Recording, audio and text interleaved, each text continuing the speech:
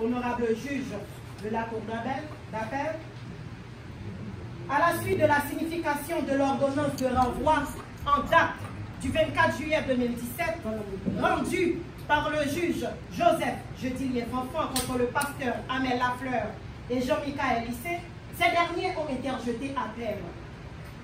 Dans le décès de voir les juges de la Cour d'appel de Port-au-Prince maintenir la dite ordonnance, l'intimé soumet à votre science les présentes conclusions qui annulent et remplacent celles soumises antérieurement.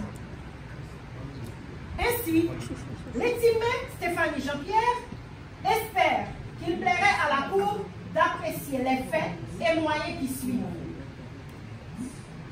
Honorable Président et juge, les conclusions que voici se divisent en 4 grandes parties. La première se focalise sur la jeunesse des faits ayant motivé l'ordonnance de renvoi. La deuxième partie se concentre sur l'appel interjeté par pasteur Amel Lafleur et Michael Lycée.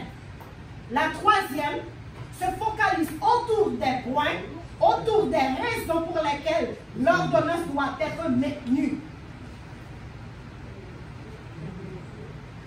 Voici ma première partie sur la jeunesse des faits.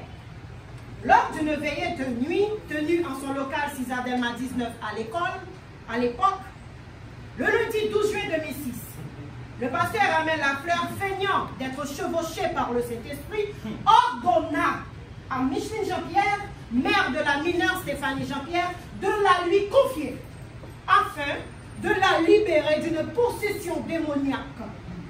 Il expliqua à la dite mère que des démons s'étaient emparés du corps de son enfant à l'insu de tous. Ainsi, en recourant à des manœuvres habiles pour persuader la mère de la mineure sur l'existence de cette malaise imaginaire, il décida de l'interner sous son leadership. Il prétexta qu'il chassera ces légions de démons ou diabratiales de l'esprit de la fille au fin de l'épargner d'une mort imminente. Il a même confié que son Saint-Esprit tentera les possibles pour la sauver ainsi que toute sa famille. Au cours de cette nuit fatidique, le leader évangélique se mit à parler en langage incompréhensible et qu'après chaque rafale de déblatération, un autre acolyte explique à l'Assemblée ce que lui, il comprend. Pourtant, dans la matinée de ce même lundi 12 juillet 2006, la mineure, alors âgée de 15 ans, venait de clôturer cet examen de la 3e secondaire. Ce cauchemar d'éternement durera 3 longues années et fut ponctué de viols, d'agressions sexuelles, de sévices, de coups et blessures, et surtout la perte de 3 longues années. Point 1. Un détournement de mineurs suivi de viol. Au lendemain, soit le mardi 13 juin 2006, vers les 6 heures du matin, le pasteur, en la non-présence de la mère de l'enfant, la conduisit chez lui à Delma 75, où il l'emprisonna dans une chambre. Là, elle passa une journée entière, alitée sur un sac et forcée de jeûner. Il lui administra dans l'après-midi une potion en recette qui l'affaiblit physiquement. Le soir venu, il veut donc Catimini dans la chambre pour la violer sauvagement en grommelant un langage impénétrable avec sa Bible en main. Le lendemain du viol, soit le mardi 14 juin 2006, face au refus de la mineure de se laver et pour s'accorder une impunité pour son viol, il se fit aider par de jeunes adeptes dévoués à sa personne qui la baignèrent de force. Suite à ces faits, il appela la mère de la mineure pour lui laver le cerveau en lui disant: des billets soir, oui, c'est Jean-Pierre, des mots dans ta petite toi. Pas oublier, non, c'est Jean-Pierre, seulement. Des mots dans pile menti, oui, c'est bon, non. Depuis où, ouais, nous avons seulement menti, des mots tout rentrer sous. En tant qu'homme de Dieu, moi-même, mettons en garde. Ainsi, ces faits relatés constituèrent le premier acte de viol perpétré sur la mineure. Les journées du 12, du 13 et du 14 juin 2006 sur décrite, représentant pour elle les 3 premières marches d'une interminable descente vers une cascade tumultueuse de violation de ses droits. Point 2. Déplacement de la mineure, torture et viol répétés. Le pasteur Amel Lafleur, immédiatement après son vol perpétré au cours de la nuit du 13 au 14 juin 2006, la transféra chez son prophète et évêque Michael Jean Lissin, le mercredi 14 juin 2006. Là, elle a connu des journées, des sévices, des tortures, des violences de toutes sortes. Au cours des soirées, des agressions sexuelles et des viols répétés. L'évêque avait pour coutume de décréter des journées de jeûne forcés sous prétexte d'alimenter les démons occupant le corps de la victime.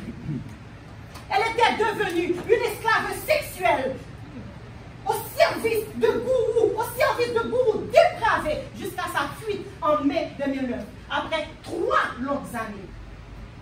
Point 3. Séquestration incontestable à partir du 15 juin 2008. Stéphanie Jean-Pierre a atteint sa majorité le 15 juin 2008, voire son acte de naissance, code 11. Pourtant, sans son consentement ou sa volonté, elle était internée chez Michael Lissin pour des maladies inventées par le pasteur Amel Lafleur. Ce 15 juin 2008 marqua aussi le début de sa séquestration. En janvier 2009, suite à des rumeurs sur la nature des relations amorales et illégales qu'entretenait l'évêque avec la mineure d'alors, le pasteur Amel Lafleur évita de renouveler son mandat à l'Église. Profitant d'une défaillance de leur système de surveillance, Stéphanie Jean-Pierre a pris la fuite le 9 mai 2009, au moment qu'il se préparait à l'assassiner afin d'étouffer l'affaire. C'est pourquoi, magistrat, les parents à cette époque avaient porté plainte contre le pasteur Amel Lafleur, voire la plainte qui a été déposée en 2009, côté numéro 14. Côté numéro 14. Excusez-moi, magistrat, je suis un petit peu ému. Ça fait tellement longtemps que j'attendais ce jour. En 2014, elle déposa une plainte au parquet de Port-au-Prince, au parquet du tribunal de première instance de Port-au-Prince contre ses bourreaux. Des instructions furent réalisées par la juge et pastoresse Denise Papillon, qui s'était volontairement déportée de la connaissance du dossier. Ensuite, le pasteur Amel Lafleur, quoiqu'inculpé au cabinet d'instruction, avait cité au tribunal correctionnel la victime. Il exigeait des dommages et intérêts de 1 500 000 gourdes. Mais le juge Wilner Morin, siégeant au tribunal correctionnel, pasteur également, s'était déporté de l'affaire. Puis, la conduite du dossier fut confiée au juge instructeur Jeudilien Fanfan. Depuis, le pasteur Amel Lafleur ne cesse de persécuter la victime via ses campagnes médiatiques. Après les mésaventures que la victime avait connues sous le leadership de pasteur Amel Lafleur, elle a bouclé ses études, elle a bouclé ses cycles d'études scolaires et universitaires avec honneur et mérite, sans jamais consulter ni médecin, ni psychologue, ni psychiatre pour des troubles mentaux. Voire attestation du lycée Marie-Jeanne, du collège Ernst Padi et badge du barreau de Port-au-Prince.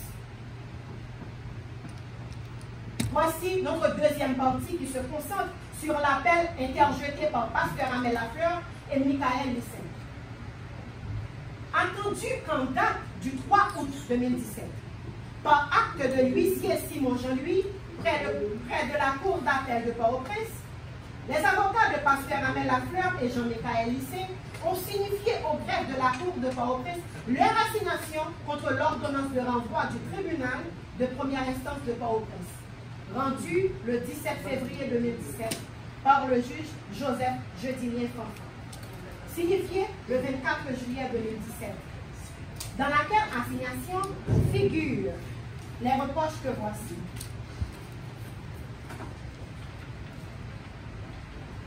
Petit point 1. Sur l'absence de mention du réquisitoire d'informer.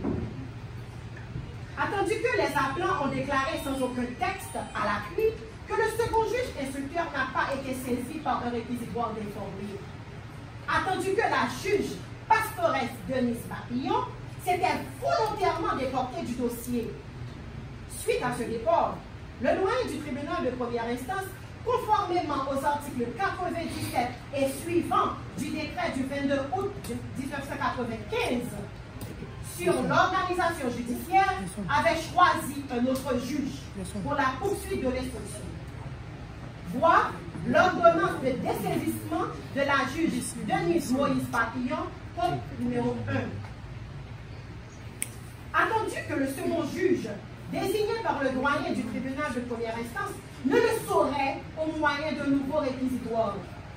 Il ne s'agissait pas d'une nouvelle affaire. En l'espèce, le fait par le second juge d'instruction de n'avoir pas été saisi par un nouveau réquisitoire ne rend point nulle son ordonnance. La note jurisprudentielle numéro 2, au bas de l'article 64 du Code d'instruction criminelle, dispose « est à l'abri de toute censure l'ordonnance de l'instruction criminelle contre laquelle il n'est évoqué la violation ou l'omission de formalités essentielles prévues par la loi à peine de nullité. » De plus, sur la première page de l'ordonnance de renvoi, le second juge instructeur a fait mention du réquisitoire daté du 28 juillet 2016, vu que c'était la même affaire. Pourquoi la Cour d'appel de Port-au-Prince écartera cette observation pour être non fondée? Point 2. Sur l'identification du témoin et sur son absence de prestation de serment. Attendu qu'il est de principe, l'œuvre du juge d'instruction est à l'abri de toute censure, même lorsque certaines formalités essentielles auraient été violées ou omises. Pour qu'elle soit frappée de nullité, il faut un texte pénal le précisant. Contrairement à la remarque des appelants, l'identité du témoin Banel Das a été clairement établie par la présentation de la citation qui lui a été signifiée. Ensuite, l'identité du dit témoin n'a jamais été contestée par aucune des parties. À la deuxième page de son procès-verbal d'audition, il est écrit au premier paragraphe qu'il a prêté serment de dire toute la vérité. Attendu que la note jurisprudentielle au bas de l'article 62 du Code d'instruction criminelle, annotée par Jean Vandal, l'arrêt du 7 juillet 1941 dispose: le Code d'instruction criminelle n'exige pas que devant la chambre d'instruction comme devant la juridiction de jugement, le serment soit prêté à peine de nullité. La sanction prescrite est une amende contre le greffier. Pourquoi la Cour d'appel de Port-au-Prince rejettera à nouveau cette observation qui ne cadre aucunement avec les prescrits de la législation régissant la matière. Point 3. À propos du défaut de certificat médical ou de rapport. Attendu qu'à la phase de l'instruction, il n'existe pas que le certificat médical pour éclairer la lanterne du juge instructeur. Il lui suffit les indices et les présomptions. En l'espèce, il lui convient de déceler dans les faits les circonstances conduisant à la matérialité de l'acte. la victime internée avait été interdite de sortir seule, de se baigner en toute intimité, d'aller à l'école, de consulter un médecin, de recevoir des visites des membres de sa propre famille, de communiquer avec personne. Comment pouvait-elle se faire octroyer un certificat médical? Par ces mots. Quel certificat médical? De quel certificat médical sommes-nous en train de parler? Et pour quel viol? Attendu que pour preuve, la pastoresse Michael Joseph a reconnu que la fille n'était pas libre de ses mouvements lors de son éternuement. Elle a déclaré: Stéphanie venu l'église là, il y a des gens qui a charge pour surveiller. Voir le procès verbal d'audition en 2015, côté au numéro 2. Le témoin, Will Dijon, a déclaré: j'explique qu'on a fait, c'est parce que Michael Lissent et qu'on a fait pression sur lui pour ne pas sortir. Moi, pas bien accès pour me dialoguer avec elle, pour me poser une série de questions. C'était Michael Lissent qui était le droit ça. Voir le procès verbal d'audition en date du 20 mars 2015, page 5, côté au numéro 3. La mineure n'a jamais été autorisée à aller à l'école, ni consulter un médecin, psychologue, etc. Voir le procès verbal dressé par le juge de paix de la section Est de Port-au-Prince en date du 9 octobre 2014. Attendu que le pasteur Amel Lafleur a reconnu lui-même par devant le tribunal correctionnel le 21 janvier 2015 que la fille à l'époque était sous la stricte surveillance. Mais nous étions obligés de mettre sous surveillance parce qu'il y a des mots qui ont fait des méchancetés avant d'occuper l'école. Voir le procès verbal du tribunal correctionnel en date du 21 janvier 2015. Page 3, 8e question, code 12. Pourquoi la Cour dira que l'absence de certificat médical n'élimine pas l'infraction, que le non-accomplissement de cette formalité n'absout pas le criminel. Également, la Cour reconnaîtra que le juge d'instruction, étant un juge indiciaire, s'est basé sur des indices constants et concordants. Enfin, la Cour admettra qu'il n'existe aucun texte normatif faisant du certificat médical une obligation sine qua non pour actionner un violeur ou un agresseur. Qu'à la phase de l'instruction, les indices suffisent et concordent. De plus, il est de principe que la preuve est libre en matière pénale. Point 4. À propos du détournement et la complicité de détournement. Attendu que le droit pénal est de stricte application, que l'article 300 du Code pénal se lit comme suit. Quiconque aura, par fraude ou violence, enlevé ou fait enlever des mineurs, ou les aura entraînés, détournés ou déplacés, ou les aura fait entraîner, détourner ou déplacer des lieux où ils étaient mis par ceux à l'autorité ou la direction desquels ils étaient soumis ou confiés, subira la peine de la réclusion. Attendu que le pasteur Amel Lafleur et son prophète ont procédé par fraude, comme on l'a déjà fait remarquer dans le contexte, pour provoquer le déplacement de la mineure dans le dessein de l'exploiter, ainsi que ses parents à toute fin, ces leaders évangéliques n'ont jamais pu prouver que la mineure n'était pas saine d'esprit ou possédée. Pourquoi? La juridiction d'appel maintiendra l'ordonnance de renvoi. Elle admettra qu'ils étaient point nommés comme tuteurs, ni comme subrogés tuteurs. Ils n'en avaient pas la garde. En ce sens, la Cour, dans sa mission de rejuger, pourra, au besoin, ordonner un supplément d'information pour distinguer l'auteur du complice, ou s'ils sont des co-auteurs dans le déplacement, le détournement de la mineure. Point 5. À propos de l'accord du 18 novembre 2006, attendu que le pasteur Amel Lafleur a déclaré par devant le juge Morin au tribunal correctionnel ce qui suit. Pour me démettre Stéphanie là, nous avons un juge pour lui faire parler un signer dans moi. Voilà la 9e question, page 3 de l'extrait du greffe du greffe en date du 21 janvier 2015 au tribunal correctionnel pour 7. Cependant, au bas du papier brandi par les appelants, on y voit la date du 18 novembre 2006. Pourtant, la mineure a été internée sous son leadership plus de 6 mois avant. Voir document daté du 25 août 2007 et signé par les appelants et maître Franz Otto, substitut commissaire, code 6 en référence. Ce papier a été fabriqué par le pasteur dans le but de donner une couverture légale. Les parents nient avoir été par devant un juge pour donner la garde de leur enfant à ce dernier. Dans le même papier, le juge n'a pas fait mention de la présence des parents devant son hôtel de justice. Attendu que les conventions légalement formées tiennent lieu de loi à ceux qui les ont faites, que même lorsqu'il y aurait accord, ce dernier ne devait pas être conclu en marge de la loi.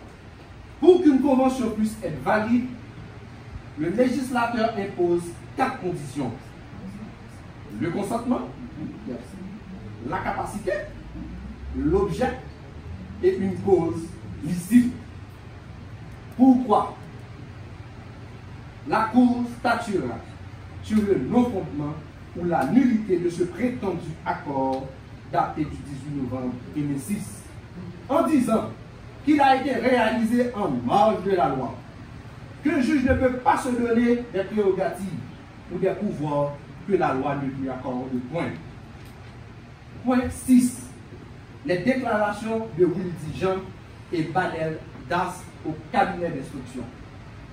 Attendu que Wildy Jean représentait un obstacle pour Michael Lissin lorsqu'il surveillait la fille.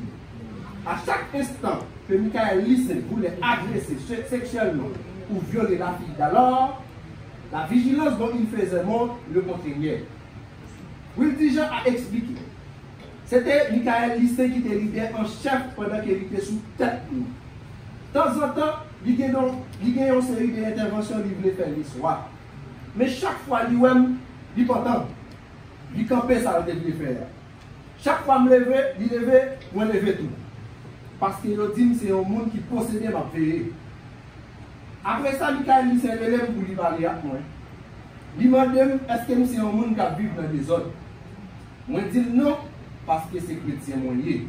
Moi, je connais chrétien, c'est les hommes qui vivent dans des autres filles avec garçons. Voir au procès verbal d'audition de Wildy Jean, page 3, au 3. Attendu que le témoin Das Badel a déclaré avoir vu et entendu la fille crier son désarroi, son amertume, sa révolte impétueuse au cœur même de l'église, au cours d'un service en ces termes.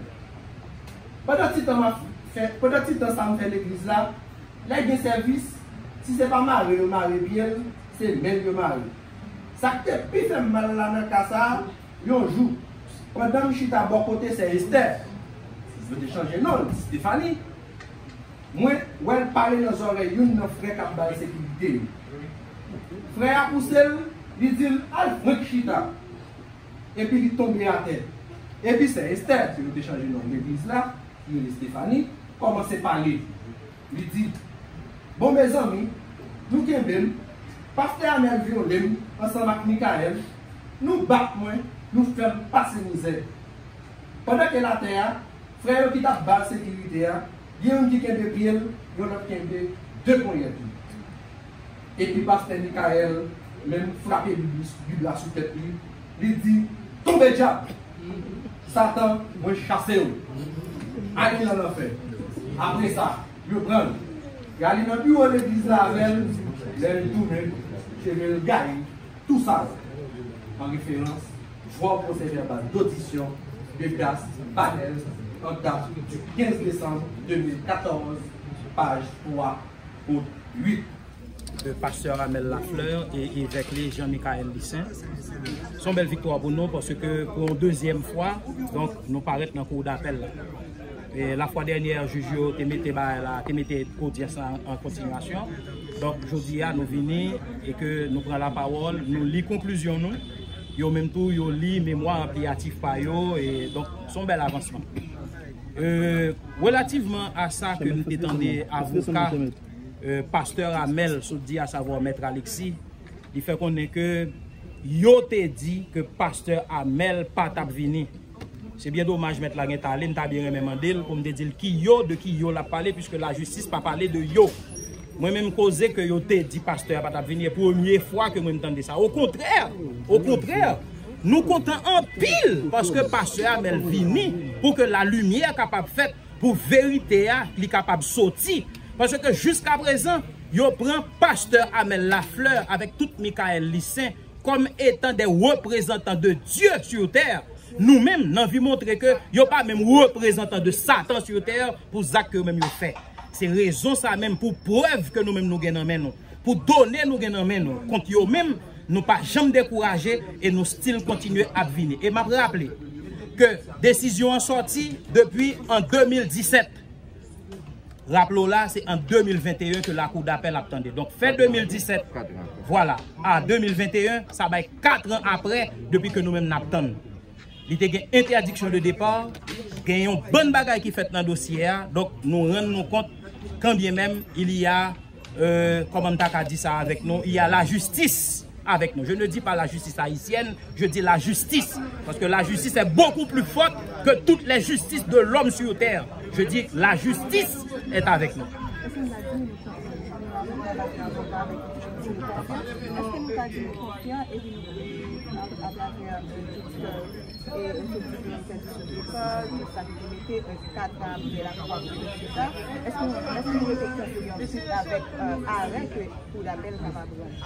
Ah, je ne sais pas qui fait que nous étions confiants. Et c'est m'a rappelé le tout également à tous ceux qui font des menaces tant sur les réseaux sociaux au niveau du cabinet contre eux, mais Jean-Pierre Stéphanie. N'a dit ça fait que inciter nous pour nous continuer pour suivre le dossier. Et si on te connaît, quantité de monde qui aujourd'hui a voulu parler à cause de cas ça, que on bourreau t'a manipulé, maltraité sexuellement. Au client pendant 3 ans, yo t'a suspend à menace ça. Et c'est un bagage qui fait que aujourd'hui là, nous confions que la justice a tranché et ceci en faveur de notre pays. Jusqu'à aujourd'hui là, après avoir lu les conclusions la cour, de chacune des parties, la Cour a décidé pour mettre séance en continuation à la 8h. Lundi prochain, nous allons retourner ici là pour nous venir continuer cette bataille juridique avec ce fief émetteur, pasteur Amel Lafleur. Qui lit réquisitoire et à la suite de réquisitoire, il y a une sacrée mémoire ampliative qui est censée une réponse à réquisitoire ministère public là que avocat pasteur Amel yo te jugé bon pour rédiger et c'est mémoire ça qui était lu. Moi-même j'ai la parole et puis tu gagné partie victime qui te venu lire conclusion et j'en nous constaté audience nous arrivons plus de 2 heures, les juges se sentent tout à fait épuisés et ils mettent à faire en continuation à la plus prochaine audience. Ça peut être la 8e, mais cependant, on est toujours à la disposition de la Cour. Lundi, qui sera peut-être 4 décembre, on sera à la Cour. C'est 6 décembre. On sera à la Cour pour faire valoir les défenses du pasteur Abel. Merci.